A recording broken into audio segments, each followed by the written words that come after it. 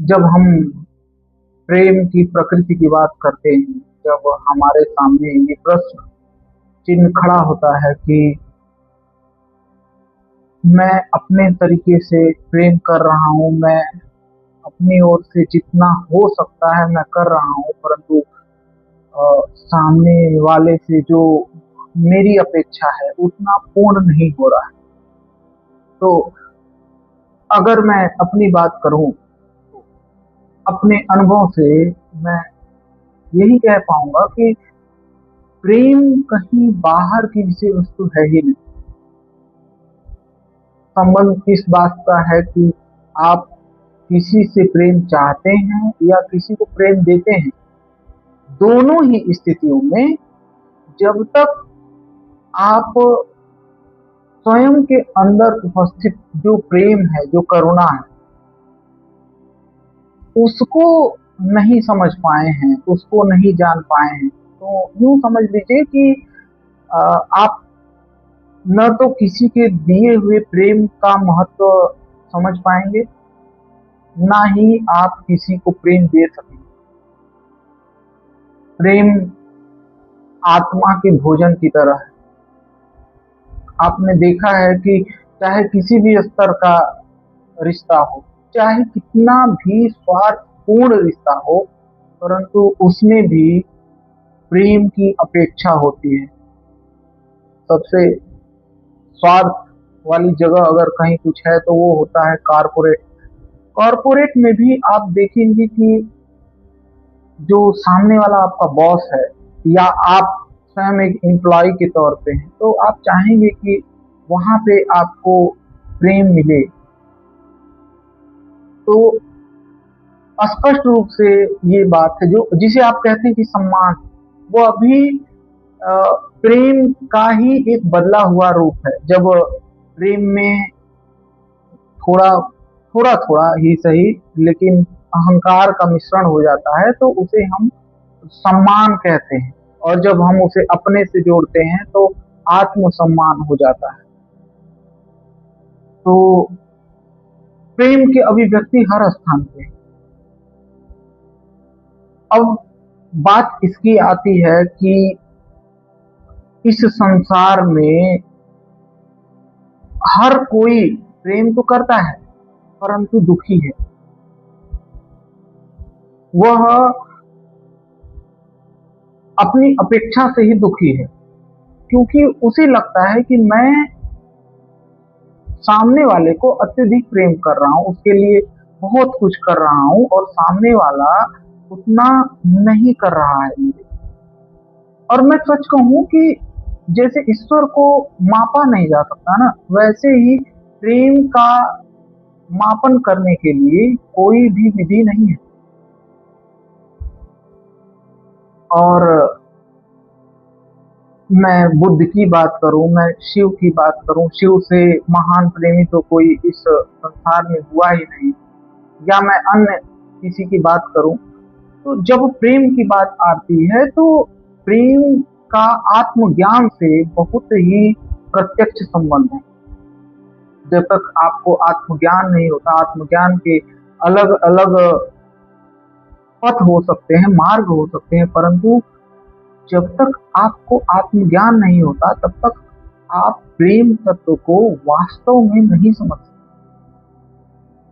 आपने देखा होगा कि एक बच्चा जो है उसे भी प्रेम की आवश्यकता है, एक युवा है उसे भी प्रेम की आवश्यकता है, एक प्रौढ़ है उसे भी प्रेम की आवश्यकता है, और जो वृद्धावस्था में है उसे भी प्रेम की आवश्यकता है।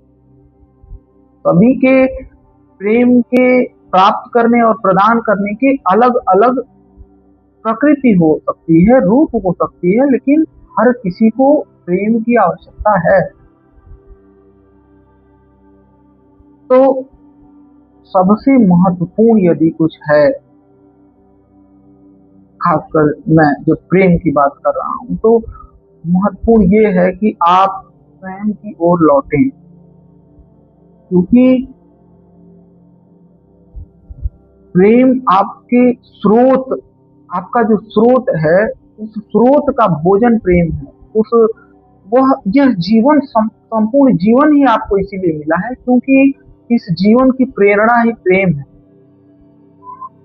और वो प्रेम यदि कहीं गलत जगह लग जाता है तो उसी को मोह के रूप में परिभाषित कर दिया जाता है। यदि प्रेम में मेरा तेरा और मापन आ जाए तो उसी को स्वार्थ कह दिया जाता है। लेकिन हर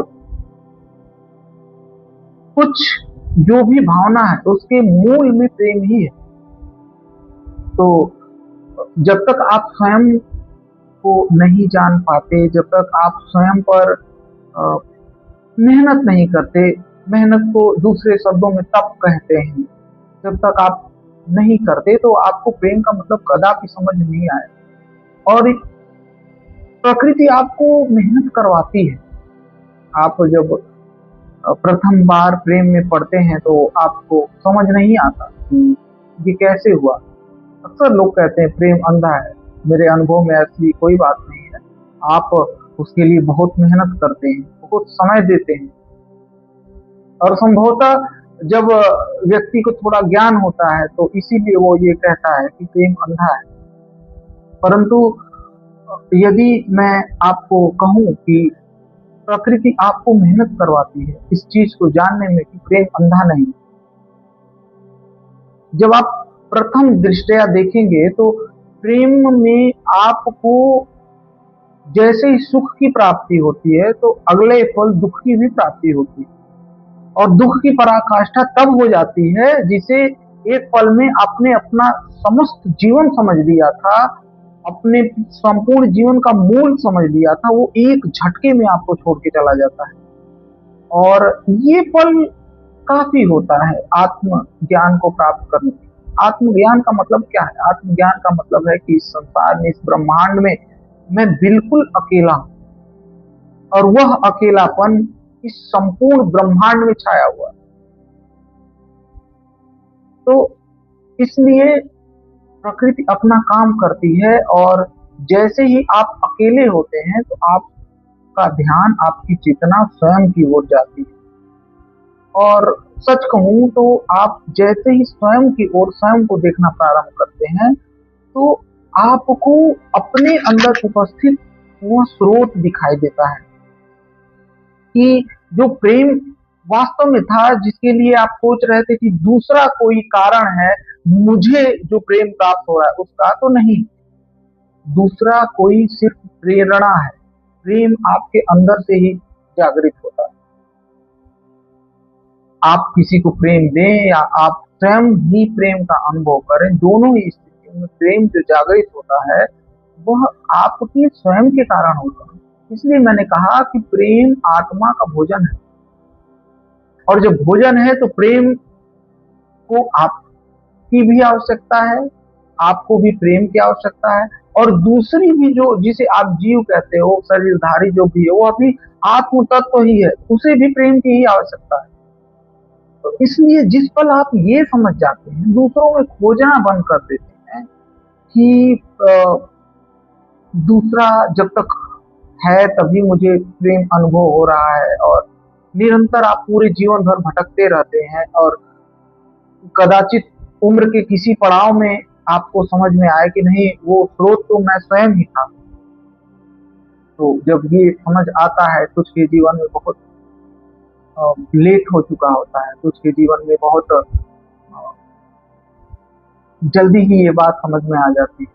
और जैसे ही ये समझ में आती है तो फिर वह प्रेम जो है वो करुणा में परिवर्तित